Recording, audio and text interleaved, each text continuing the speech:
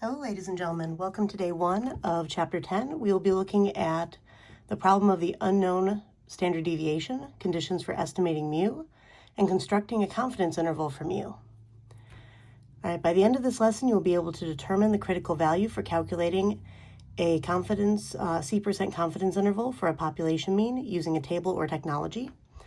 You will be able to state and check the random 10% and normal large sample conditions for constructing a confidence interval for a population mean. And finally, you'll be able to construct and interpret a confidence interval for a population mean. Let's go ahead and begin. So we are on 10.1, day 1, confidence intervals for a mean. You can read much of this information on pages 655 to 660. Now, first of all, let's start with what are the 3 conditions for constructing a confidence interval for a population mean. The first condition is the same condition we've been working with in the past. It is the random condition, and you just need to check that a random sample from a population of interest was taken. And if you are randomly sampling from a population without replacement, you also need to check the 10% condition. This has not changed. So 10% means that your sample size is less than 10% of the population size. And again, you only do this if sampling without replacement.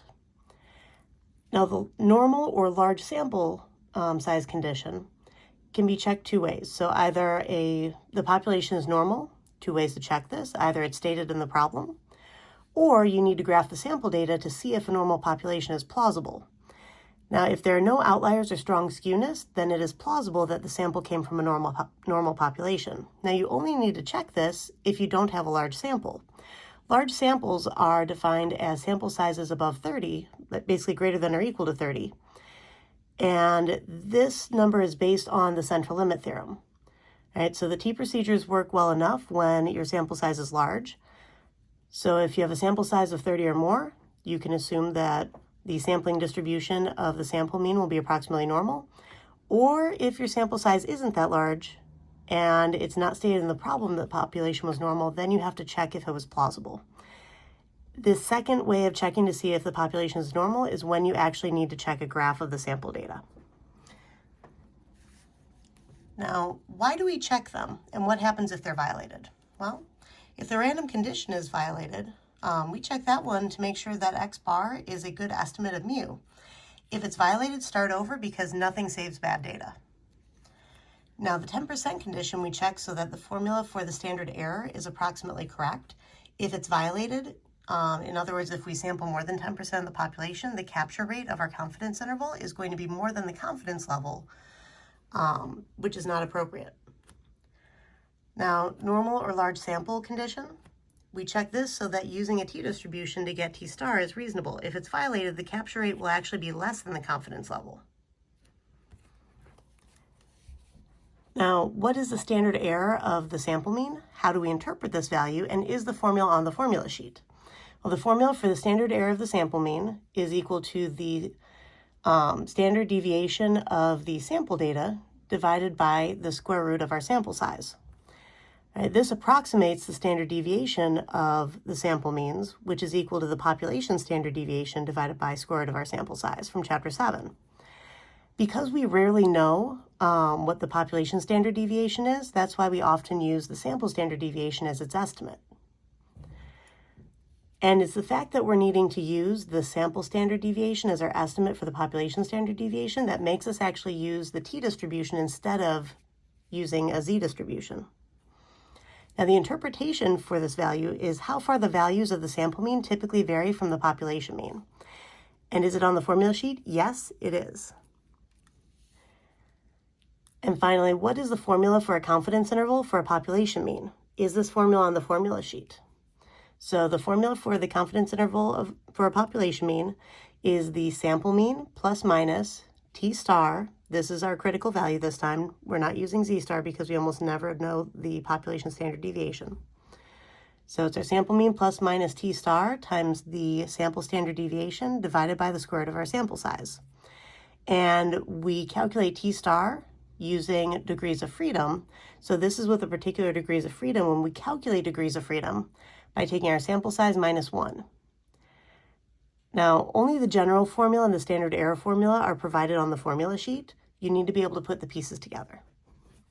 All right, let's go on to our example. right, so most National Football League NFL games on TV last over 3 hours, but how much actual game time is there in a typical NFL game? Now, researchers Kirk Goldsberry and Catherine Rowe investigated this question as part of a sports analytics class they taught at the University of Texas. They carefully watched a random sample of 7 games from the 2019 NFL season and recorded the amount of time from when the ball was snapped to when the referee blew the whistle. Here are the game time values in minutes, excluding any overtime periods. All right, so we have 15.43, 16.53, 20.18, 19.87, 16.97, 15.72, and 19.30. And we're asked to construct and interpret a 99% confidence interval for mu equals the mean amount of game time in all 2019 NFL games. Now, because we're asked about estimating the mean amount of game time in all 2019 NFL games, this is referring to the population mean. Right now, when we're constructing and interpreting any sort of confidence interval, we need to do our 4-step process. The first part of it, we want to identify our confidence level and state the parameter that we are trying to estimate. We also then want to include the name of the specific type of interval calculation we are doing. So for our state, we're using a 99% confidence interval for mu equals the true mean amount of game time in all 2019 NFL games. And for our plan, we are going to complete a 1-sample t interval for mu. We don't know the population standard deviation. That was not provided up in the setup of the problem, which is why we need to use t instead of z. And let's see, for our random condition, a random sample of 7 NFL games in 2019 was taken, so this condition is met. For our 10% condition, 7 is less than 10% of all NFL games in 2019. And normal large sample size condition, the sample size is small, but the dot plot doesn't show any outliers or strong skewness.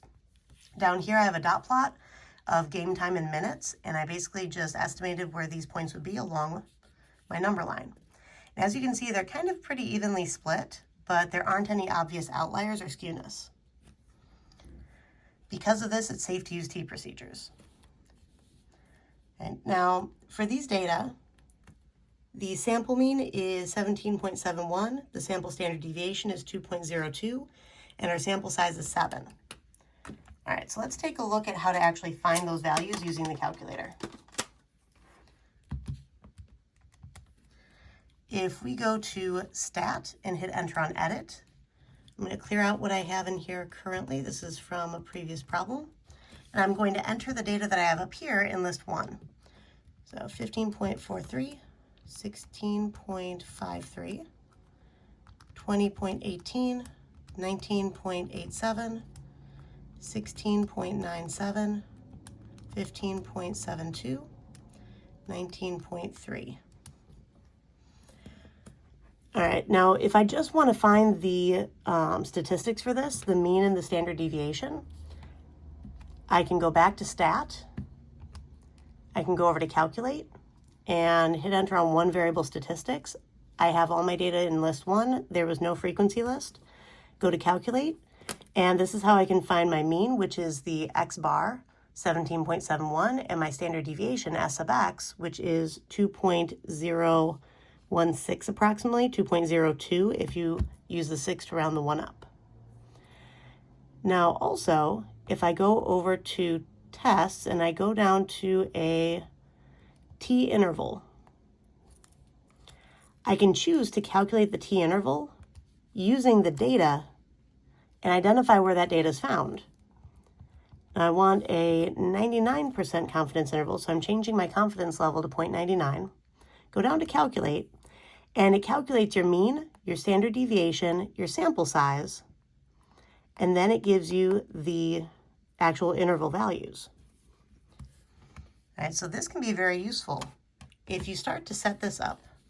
All right, so if you start to set up your formula, so the sample mean plus minus t star times sample standard deviation divided by square root of the sample size. As long as we can find these 3 values, we can actually fill in most of this information except for t star. So my sample mean is my statistic out in front. My sample standard deviation, so it goes up top here.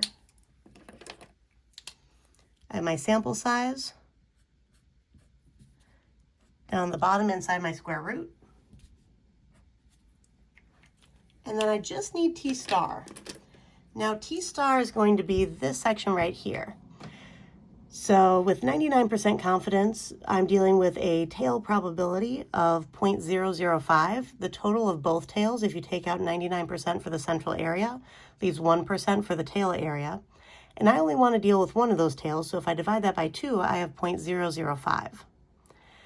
Now, I can use my calculator for this, or I can use my student resources packet. I'll show you during class how to use the student resources packet. And I'm going to hit second distribution, and I'm going to go to inverse T. It works a lot like your inverse norm, except instead of using a mean and standard deviation, it asks you for degrees of freedom. The T distribution approaches the standard normal distribution as degrees of freedom become infinitely larger. So as degrees of freedom approach infinity, the T distribution becomes a standard normal distribution. The smaller your degrees of freedom, the larger the tail area that you're dealing with, which means that you need to go further out from the center in order to cut off the same central area. So a T distribution interval is actually a more conservative estimate than the Z distribution. All right, so our area is 0.005. That's half of that 1%. My degrees of freedom are my sample size minus 1. So 7 minus 1 is 6, which is why I'm going to type 6 in here. Hit paste. And this gives me about 3.707. And because we would have negative T star on one side, positive T star on the other side, this still has a center of 0. I can basically turn this positive, and that's how I'm getting this positive T star value right here that I then use down here. Now, if I work through this 3.707 times my fraction of 2.02 or square root of 7, that is how I'm getting 2.83 right over here for my margin of error. And if I both add and subtract this 2.83, 17.71 minus 2.83 is about 14.88. 17.71 plus 2.83 is about 20.54. Right? And then for our conclusion, we are 99% confident that the interval from 14.88 to 20.54 captures the true mean amount of game time in all 2019 NFL games. All right. And just keep in mind, it's not enough to just make a graph of the data on your calculator when you're assessing normality. You need to actually sketch it on your paper to receive credit. You don't have to draw multiple graphs. Any appropriate graph will do where you can actually see the shape and if there are any outliers up here. So for this condition, make sure that you draw that graph. All right.